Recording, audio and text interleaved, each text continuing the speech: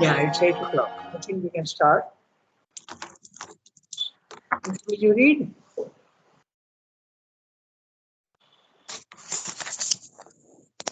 Yes, shall I read? Yes, do that. Chapter 6, The Delight of the Divine. This then is the way of devotion, and this is justification to the highest and the widest, the most integral knowledge, and we can now perceive what form and place it will take in an integral yoga. Yoga is in essence the union of the soul with the immortal being and consciousness and delight of the divine, effected through the human nature with the result of development into the divine nature of being. Whatever that may be, so far as we can conceive it in mind and realize it in spiritual activity. Whatever we see of this divine and fix our concentrated effort upon it, that we can become or grow into some kind of a unity with it, or at the lowest into tune and harmony with it. The old Upanishad put it trenchantly in its highest terms: whoever envisages it as the existence becomes that existence, and whoever envisages it as the non-existence becomes that non-existence. So too, it is with all else that we see of the divine, that we may say is at once the essential and the pragmatic truth of the Godhead. It is something beyond us, which is indeed already within us, but which we as yet are not, or are only initially in our human existence. But whatever of it we see, we can create or reveal in our conscious nature and being, and can grow into it. And so too, and so to create or reveal in ourselves individually the Godhead and grow into its universality and transcendence. Transcendence is our spiritual destiny. Or if this seem too high for the weakness of our nature, then at least to approach, reflect, and be in secure communion with it is a near and possible consummation. Okay, so there is the delight of the existence. Here is the Bhakti Yoga. The whole section is dealing with the Bhakti Yoga. Just 1 second. The delight of the divine. Yeah, and then finally, here the next chapter is the Ananda Brahman. So, delight of the divine. So, I will quickly go through. I think it's quite simple. There is nothing much complicated. This then is the way of devotion, and it's this justification to the highest and the widest. Okay, the devotion normally is not considered the highest and the widest, but normally simply saying if you come to know of the personal and the impersonal both together, then it can become the highest and the widest. Normally, the bhakti path usually goes only to the personal aspect of the divine, not the impersonal. But yoga, in integral yoga, it is possible to have the bhakti for the divine even in the impersonal. That is possible. So, this then is the way of devotion, and this is justification to the highest and the widest, the most integral knowledge. And we can now perceive what form and place it will take in the integral yoga. Yoga is in essence the union of the soul with the immortal being and consciousness and delight of the divine. So, very specific, union not with the divine, but union of the soul, the individual soul, with the immortal being in consciousness and delight of the divine. So, you have to have not only consciousness but also ananda. Okay? So, immortal being, if you have only the immortal being, then you are in the jnani. Okay? But consciousness and delight also here is the integral. It's the integral yoga aim and delight of the divine, affected through the human nature with the result of the development into the divine nature of being, whatever that may be, so far as we can conceive it in mind, realize it in spiritual activity. So it's not only in conceiving in mind also, but also realizing it in spiritual activity. Activity, no, okay? That's the integral yoga, you have to have the divine consciousness even in the activity. So, the others are not interested in activity. Remember that. Activity means in the physical world. Whatever we see of this divine and fix our concentrated effort upon it, that we can become or grow into some kind of unity with it, or at the lowest into tune and harmony with it. So, generally saying that what you want to be, you can become. We say in Sanskrit, if you remember, consciousness has got three powers. The power to know anything, the power to acquire anything, and the power to become anything. And you have consciousness in you, so you can become what you want to be. Okay, so that's what he's saying. So, affected through the development of the divine being, whatever that may be. Now, that's another thing. The divine nature of being, and he's saying whatever it may be. Why? Because the divine nature can be knowledge, it can be power, it can also be peace, and it can also be ananda. Okay, and so the aim of yoga is to go into any of these. Srivastava, of course, wants all the three. Okay? Power, consciousness, and also ananda, everything he wants. Whatever we see of this divine and fix our concentrated effort upon it, we can become or grow into some kind of unity with it. Now, what's he saying? Why some kind of unity with it? He is referring back to the three types of muktis. Okay? Sayutya mukti is the growing into the divine. Sadharma mukti, putting on the nature of the divine. Salokya mukti, living in the same world as the divine. And Samipya mukti. So these different types of muktis are there. That's why he's only saying, and grow into some kind of unity. All yoga cannot do all together, but some kind, one of them. Okay? With it. Or at the lowest, in tune and harmony with it. So even if you are not united with the divine, you can be in tune and harmony at a lower level. Okay? So you are not yet fully divinized, but you can be in tune with it at a lower level. The old Upanishad put it trenchantly in its highest terms. Whoever engages it as an existence becomes that existence, and whoever envisages it as a non-existence becomes that non-existence. Whatever you want to be, you can become. Okay? Okay? Just one second. So, okay, I have not given the reference. I'm supposed to give the reference only you can say, but I couldn't do it. Okay. So too, it is with all else that we see of the divine. That we may say is at once the essential and pragmatic truth of the Godhead. Okay. Both essential is the highest and the pragmatic is in the lowest. It is something beyond us, which is indeed already within us, but which we as yet are not, or are only initially in our human existence. Even at our level, essentially we are divine. Okay? But whatever of it we see of the divine, we can create or reveal in our conscious nature and being, and can grow into it.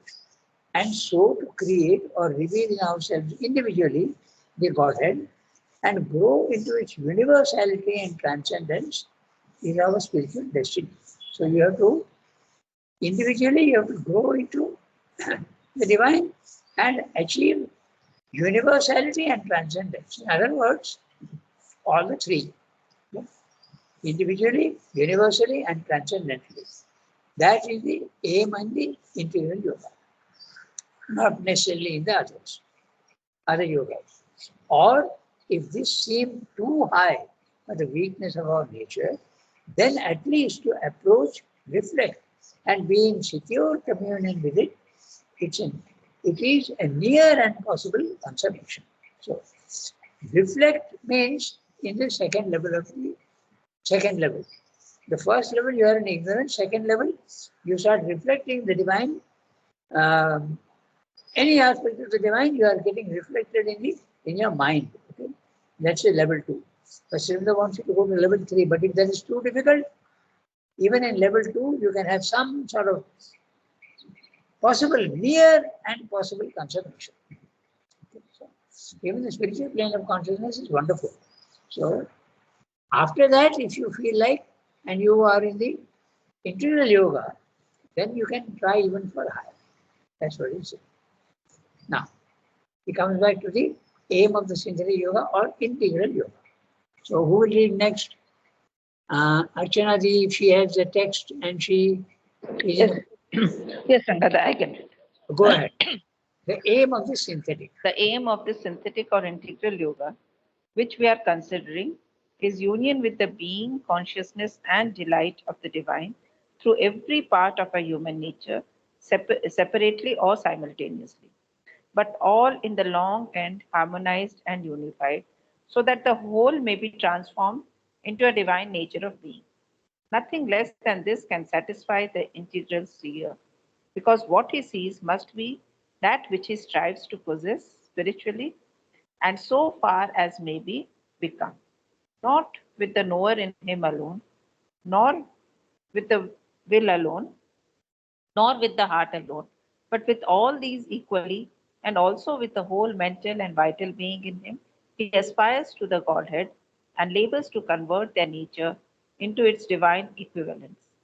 And since God meets us in many ways of this being, and in all tempts us to him, even while he seems to elude us, and to see divine possibility and overcome its play of obstacles constitutes the whole mystery and greatness of human existence. Therefore, in each of these ways, at its highest, or in the union of all, if we can find the key of their oneness, we shall aspire to track out and find and possess him. Since he withdraws into impersonality, we follow up after his impersonal being and delight. But since he meets us also in our personality and through personal relations of the divine with the human, that too we shall not deny ourselves. We shall admit both the play of the love and the delight and its ineffable union. We just were in the aim of yoga in the integral yoga. You must have all the three, synthetic and integral. We'll have a quick look at it. Which we are considering. The aim of the synthetic or integral yoga.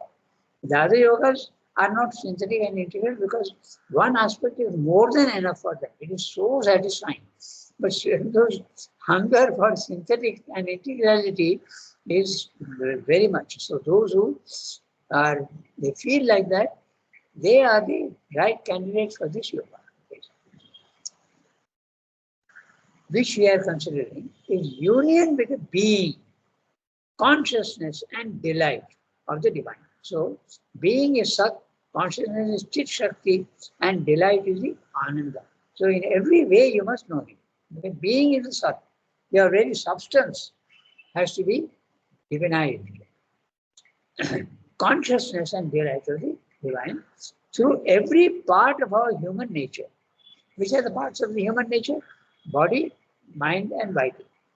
Separately or simultaneously. So, if you go through the mind, you get the knowledge. If you go through the heart, you get the bhakti aspect, okay, love for the divine. And if you go through the will, okay, you get the karma yoga effect, the nature of the divine. So, but Srinivasa wants all the three. But all in the long and harmonized and unified, so that the whole may be transformed into a divine nature of being. He wants the whole thing, heart, mind, and will, all the three. Karma yoga, bhakti yoga, jnana yoga. So that the whole may be transformed into a divine nature of being. Nothing less than this can satisfy the interior seer,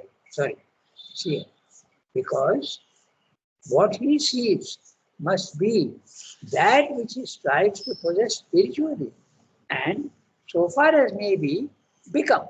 So you have to possess spiritually and become. So what is this?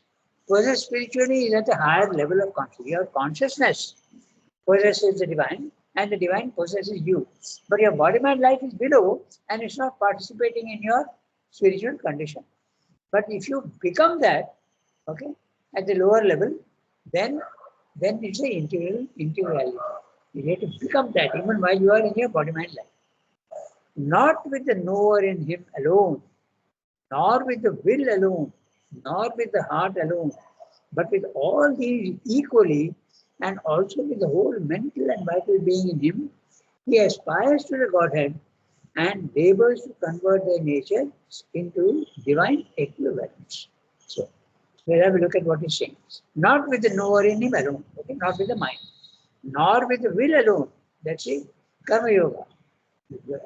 Knower, Jnana Yoga, will, Karma Yoga. Not with the heart alone, Bhakti Yoga.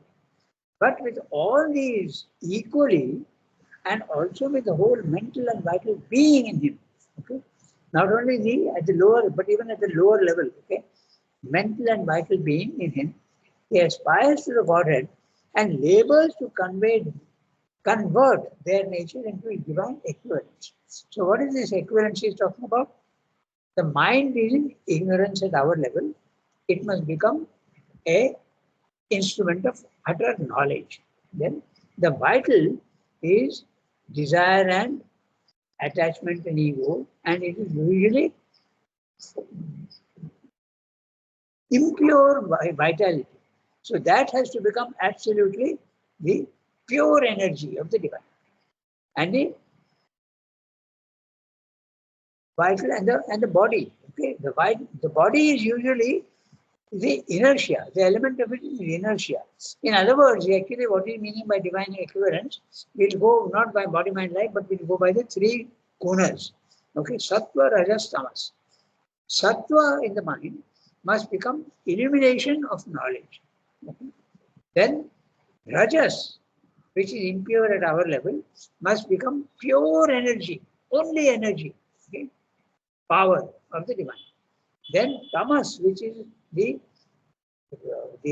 quality of stability in the body, must become peace, divine peace.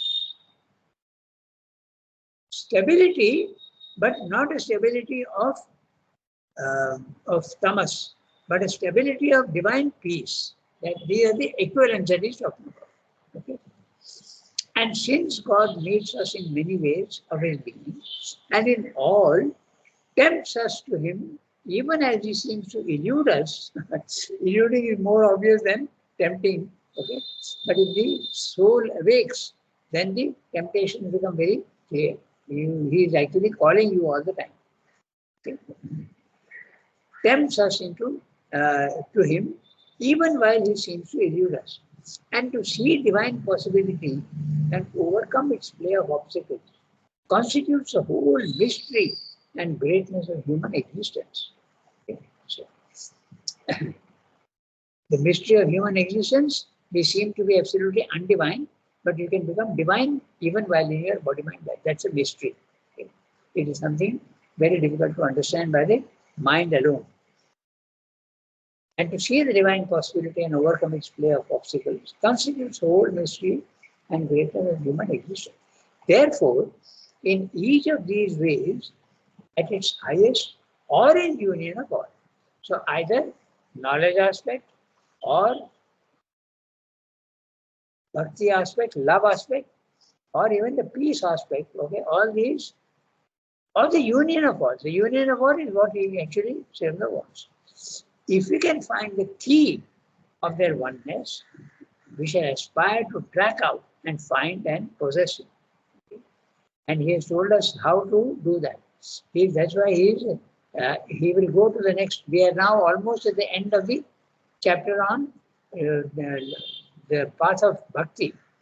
So after that, he will go to the integral path, the integral yoga. And the integral yoga, the path, he's saying if you can find the key.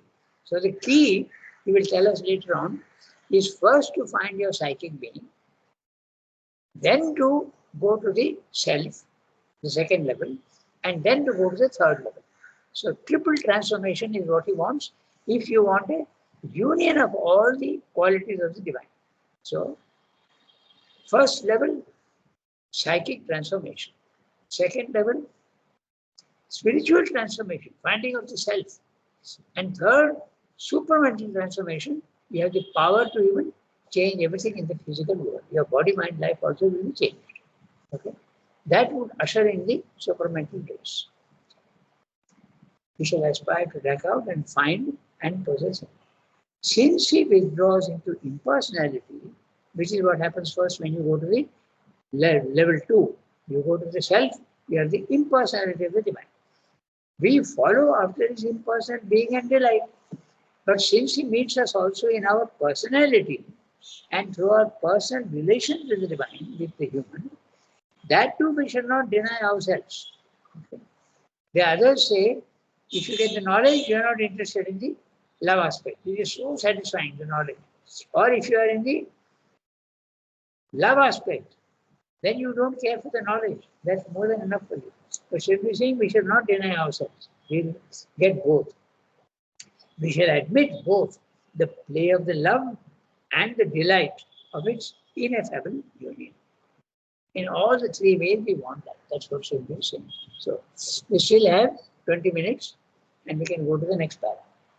By knowledge and by Vishik. So he'll tell us how we can go through knowledge, through bhakti, and maybe also through the will. One by one, he will take up the paragraphs. So next one we can see. Shilpa, can you read? If Shilpa is not available, then Seema, maybe you can read? Yes, I can read. Okay. Shall I read? Yes, brother. Okay. Okay. Shilpa, Later. Let's Seema will read the next one. Okay. Go ahead, Shilpa. Yes. Wait a minute. By knowledge. Yes. Wait. My cell phone I got somewhere else. Oh my God. Wait. Wait. Yes. No. By knowledge. Yes. By knowledge, we seek unity with divine in his consciousness being. By works, we seek only unity with the divine in his conscious being, not statically, but dynamically through conscious union with the divine will. But by love, we seek unity with him in all the delight of his being. For that reason, the way of love, however narrow it may seem in some of its first movements, is in the end more imperatively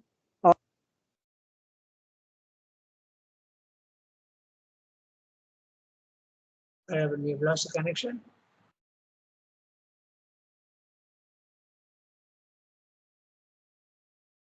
I think we have lost the connection. yes. Now, Let's come back. but by love we seek unity with him in all the delight of his being. For that reason, the way of love, however narrow it may seem in some of its first moments, is in the end more imperatively all embracing than any other motive of yoga. The way of knowledge tends easily towards the impersonal and the absolute, may very soon become exclusive.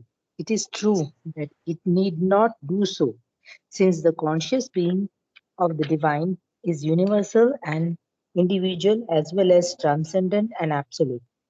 Here too, there may be and should be a tendency to integral realization of unity, and we can arrive by it at a spiritual oneness with God in man and God in universe, not less complete than any transcendent union.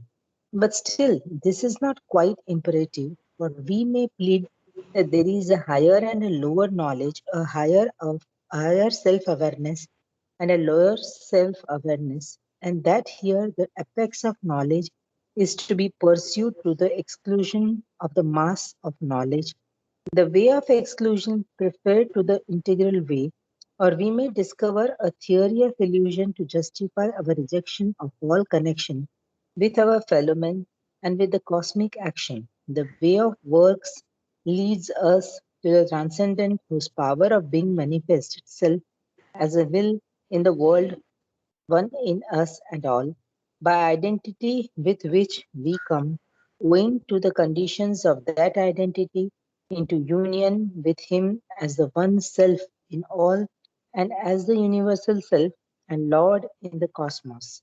And this might seem to impose a certain comprehensiveness in our realization of the unity, but still, this too is not quite imperative.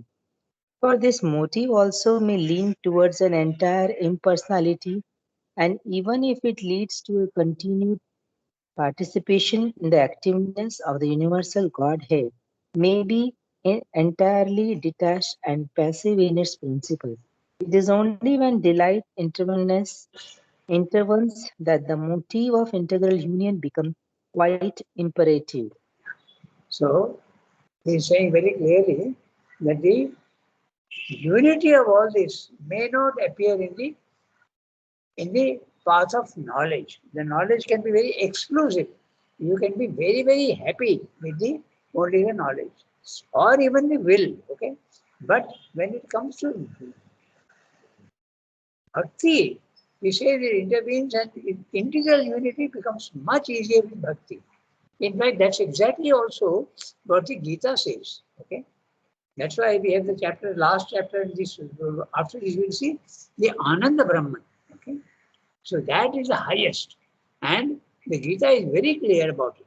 He says it's the Ananda aspect. Okay. The personal aspect of the divine. The Purushottama can be attained only by bhakti. Only by knowledge it will not work. Okay. You have to have bhakti to rise to the highest level. Gita is very specific. Sridhar is also saying the same thing in a slightly milder way. Look at the last sentence. It's only when delight intervenes that the motive of integral union becomes quite imperative. Okay? Then it becomes possible. So he is examining all the paths and then saying that each one of them is not absolutely imperative to the union. Imperative means when you feel that you want other aspects, you may not want the other aspects. We'll see each sentence and then see what it is. By knowledge, okay, I'm reading the text from the beginning. By knowledge, we seek unity with the divine in its conscious being. Okay? The conscious being, knowledge leads you to the substance, the Sat aspect. Okay? That's it, Sat aspect. By works, that's a Karma Yoga path, we seek also unity with the divine in its conscious being. Okay? Not statically, but dynamically. In other words, he's using these words, but what he means is that in your nature, okay, your ordinary nature, you become the divine. Okay? Your nature becomes divine. The Karma Yoga path gives you the nature of the divine. So that is the Sadharmya Mukti. Okay, that's what he's saying. Not statically. Statically is only in the higher level of consciousness. When you are in the knowledge, it is static. But when you are in the Karma Yoga, then it becomes dynamic. The nature of the human being changes and puts on the nature of the divine. Through conscious union with the divine will. But by love, now he comes to love. He has spoken about Jnana Yoga and Karma Yoga. Now he's saying, by love, we seek unity with him in all the delight of his being. For that reason, the way of love, however narrow it may seem in some of its first movements, we'll discuss that, is in the end more imperatively all-embracing than any other motive of yoga. So, it's the most powerful. But in the beginning, love can be very, very imperfect. Okay, yeah, or you will see how the love can be Even human love is so imperfect, and love can be very, it need not have knowledge. And if love doesn't have knowledge, it can become fanatic also.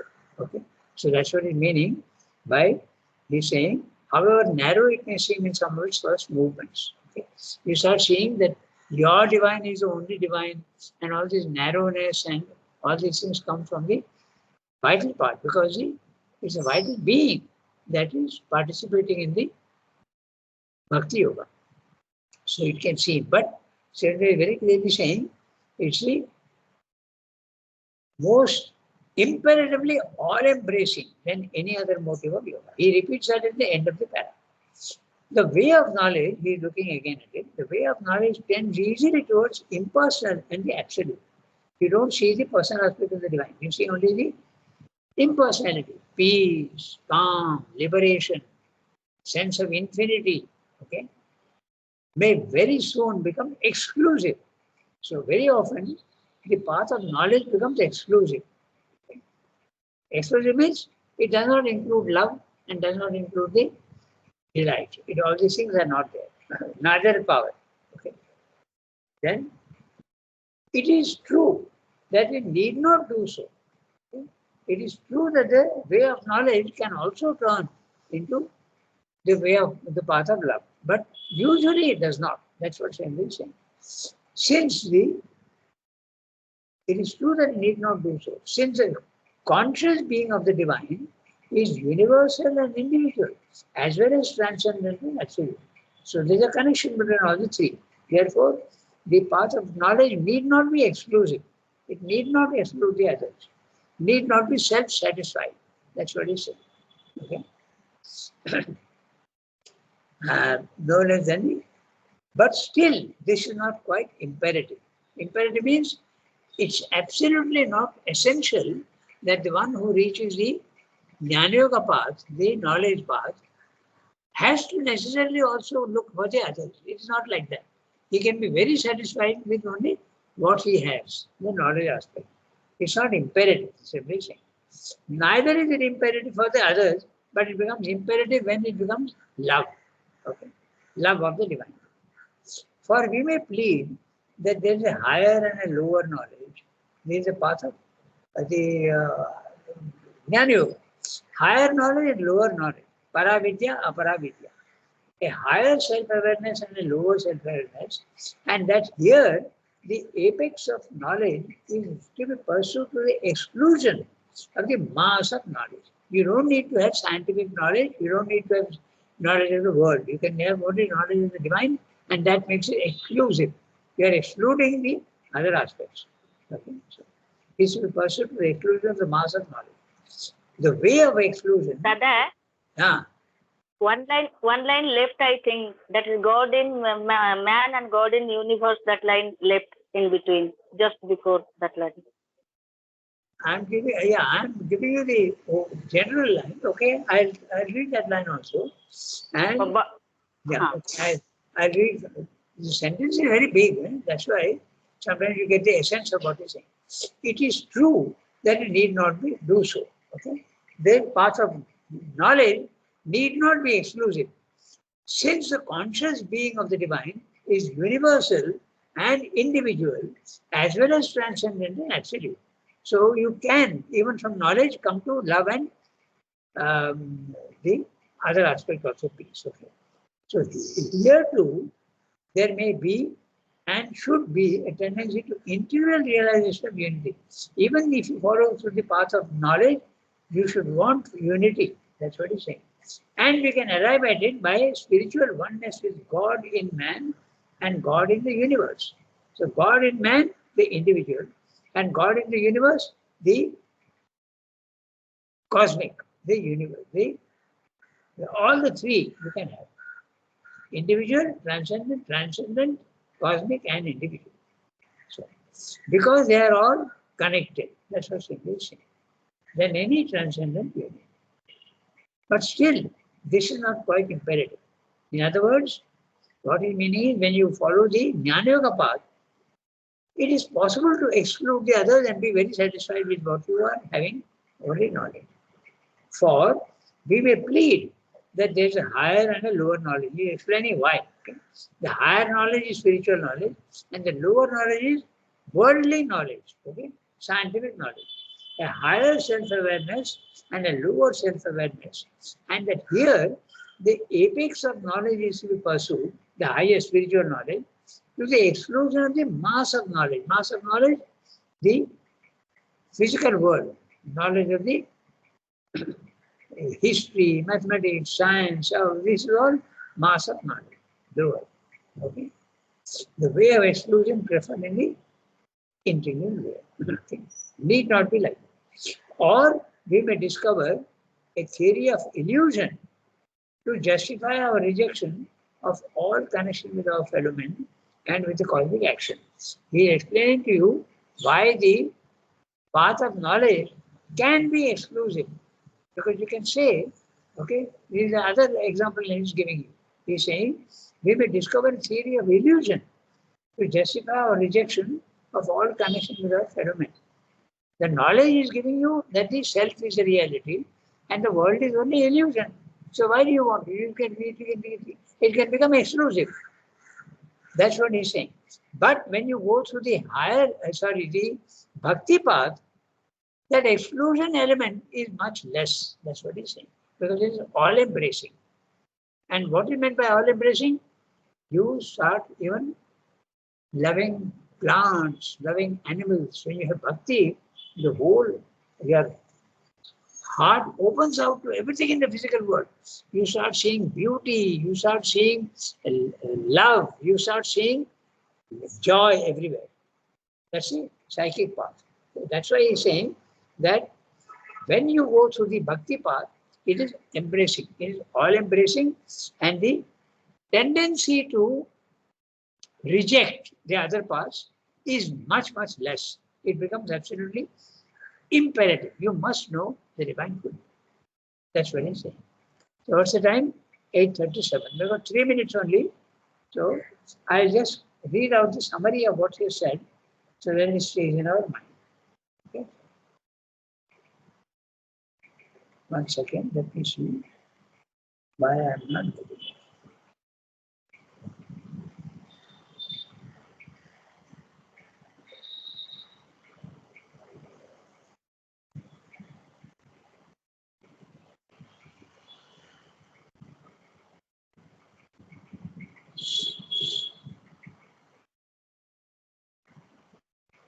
I don't know, I'm not getting it. So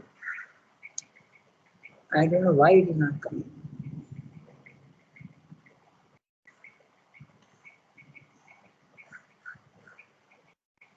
Okay.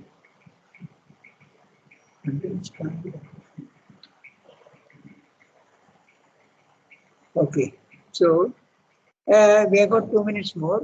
I think we can stop here today. And we have to start next time. This delight, which is so entirely imperative. So what he has said until now is very clear. If you go through your intention is knowing the divine in all the three aspects: transcendent, cosmic, and individual. Transcendent is knowledge. Okay, cosmic is normally the and individual is the bhakti yoga. So transcendent is knowledge. Cosmic is because you are embracing the whole universe. It becomes the karma yoga path. Okay, see the will path, and finally in the individual. So you want all the three in the individual yoga. But if you go through the bhakti path, it's the most inclusive, and there is a tendency to not go through exclusivity. You will be able to more easily include all the others if you go through the bhakti path. That's basically what he's saying. Okay, so we stop here today, and next. So that is why mother has. That is why first of all the psychicization is given that much of importance, brother. That That's you right. have to. That's right. Even Srirno says that. The psychicization is the first transformation. The second transformation is the self, okay, the spiritual transformation. And finally, the supramental transformation. Okay. We can stop here today. Sumti has to note down this delight. It is so entirely infinite. Yes, I'll make a note. Okay. Guru Arangada.